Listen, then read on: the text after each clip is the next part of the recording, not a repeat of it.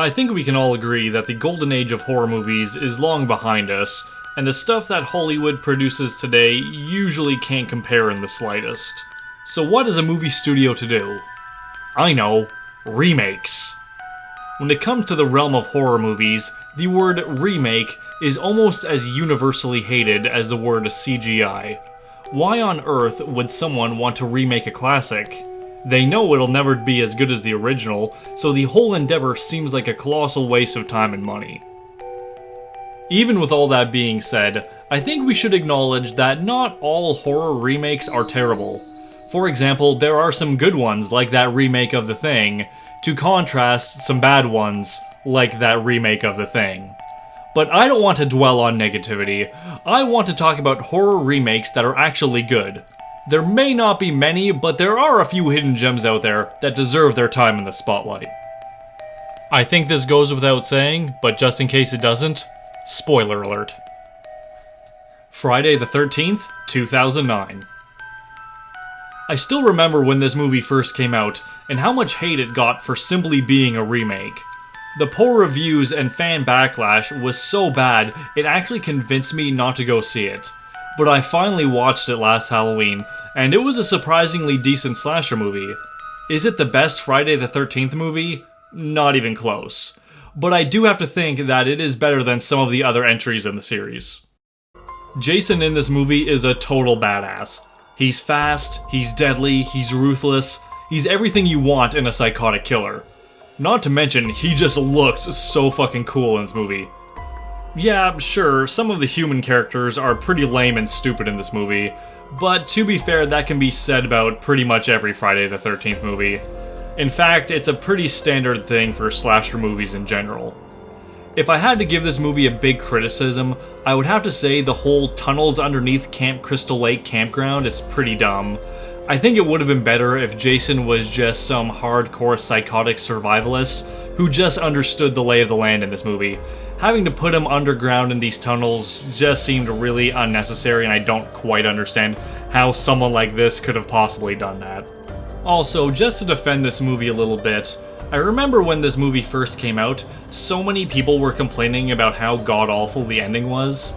But I don't think a lot of people realize that it is literally the exact same ending as Friday the 13th Part 2. Any actual fans of the series would have noticed and understood that basic reference. Dawn of the Dead, 2004. I absolutely love this movie, and I can't even tell you how many times I've watched it. Everything about it is so sleek and fast. The action, the horror, the deaths. Hell, even the zombies are fast. Look at them go.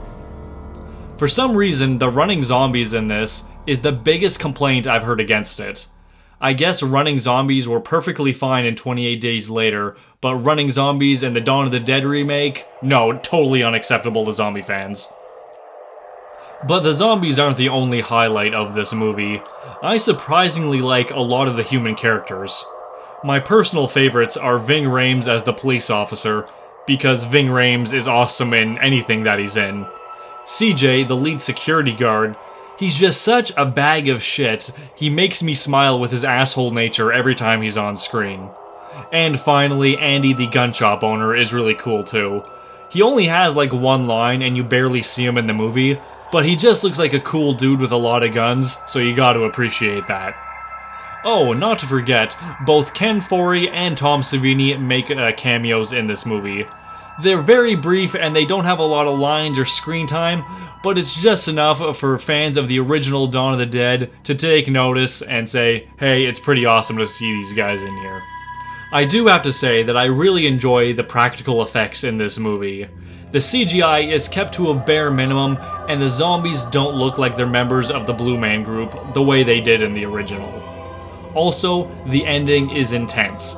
Every time I watch this, I'm on the edge of my seat, wondering who's gonna make it, who's not, even though I've seen this 1,000 times. And don't forget, next time you watch this movie, wait around for the credits, because the story continues to see what really happens to any of the survivors. While we're on the topic of zombies, let's talk about the amazing Tom Savini remake of Night of the Living Dead. Now don't get me wrong, I love the original Night of the Living Dead. But I actually think this remake is superior for one main reason. Barbara. In the original, Barbara is whiny, annoying, and she never stops crying. That act gets old real quick. Maybe if she stopped complaining for 5 minutes, she could have helped out a bit more, and everyone would have been better off. Now sure, in the remake, in the beginning she's a little hysterical, but anyone would be in that situation. But she gets over that quickly and toughens up and takes charge. Not to mention, she's pretty darn easy on the eyes. Aside from my crush on Barbara, let's talk about some of the other characters in this movie. This has the legendary Tony Todd playing Ben. I love his performance in this. It's campy, it's over the top, he really knocks it out of the park. Other highlights of this movie is the very tense and uncomfortable feud between Ben and Cooper. You can tell these two absolutely hate each other, and it's really uncomfortable just sitting there and watching it. It almost feels like you're a little kid watching your parents verbally fight for the first time. You don't know what to do, so you just sit there awkwardly watching, waiting for it to be over. That's what it feels like watching these two go at it. Also, I really like the practical effects in this, but there is this one scene at the very beginning. It is so bad that it just puts me in hysterics every time I watch it. It's so funny, just watch. Ah, that's gold. It makes me laugh every time I watch it. But after that, there is a pretty darn good ending. It's a little bit of a twist on the original Night of the Living Dead ending, so definitely check it out if you haven't seen it before. The Wolfman, 2010. I'm not going to lie, the first time I saw this movie, I absolutely hated it. I am such a huge fan of the original 1941 classic that remaking it seemed like an insult. But on repeated viewing, I've actually really grown to enjoy this movie.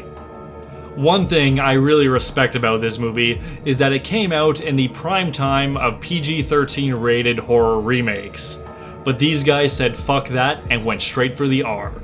There's blood splurting at you, people are getting their guts eaten out, one guy gets his arm ripped off, someone else gets decapitated. It's good shit. Oh, gross. Yeah, die, bitch. Man, this is what you expect a werewolf to do to someone. And it never gets old. Other highlights include the werewolf makeup itself.